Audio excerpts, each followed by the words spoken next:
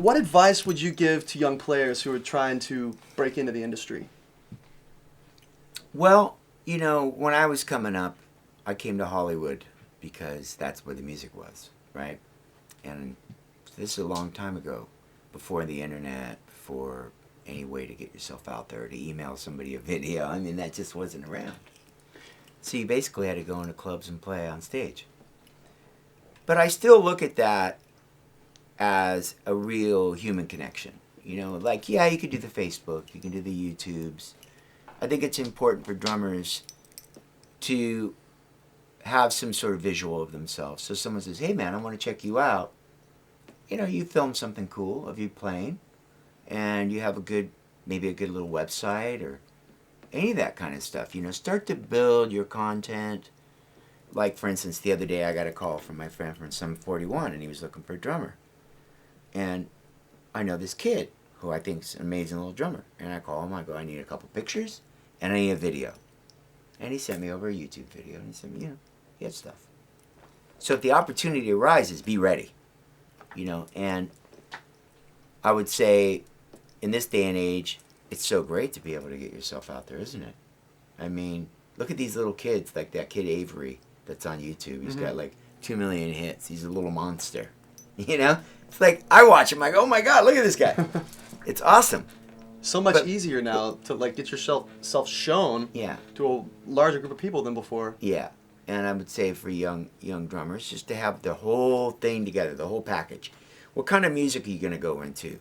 When you go on an audition, you want to have you want to know what the band looks like. You want to have your shtick together. If they wear all black, be ready for that position because people are going to want you to be on time. They're going to want your personality to be, you want to be cordial. Be a bit sociable. Don't go to an audition and say too much. Be cool. And, wear the right clothing. Don't wear something goofy. It's like, because they look at the whole picture. This is the music business. So you want to go in there and have all the bases covered. But number one, you want to be proficient in as many areas of drumming ability as possible. So if you're asked to do something like that situation that happened to me with David Lee Roth, you don't play double bass drum.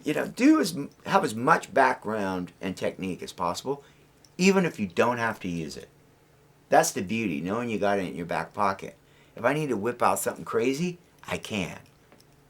But just knowing it's there is really a comfort. Right.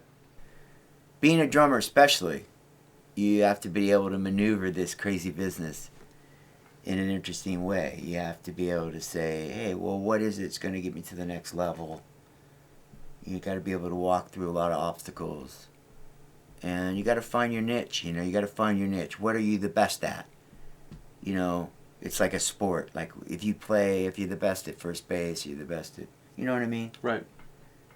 And hone in on those skills, But then have that back pocket, like I always said, Have that back pocket of skills too.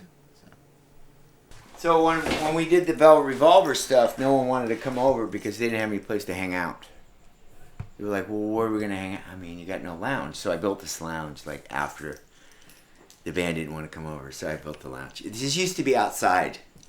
Oh, this is an addition. Yeah, I made this as an addition. And there used to be a jacuzzi out here.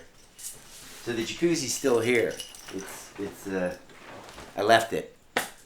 And if bands pay a little bit extra, I throw a couple chicks in there. You can't have a lounge without a jacuzzi. If they want to pay me a little extra on the rate, I can work out an arrangement.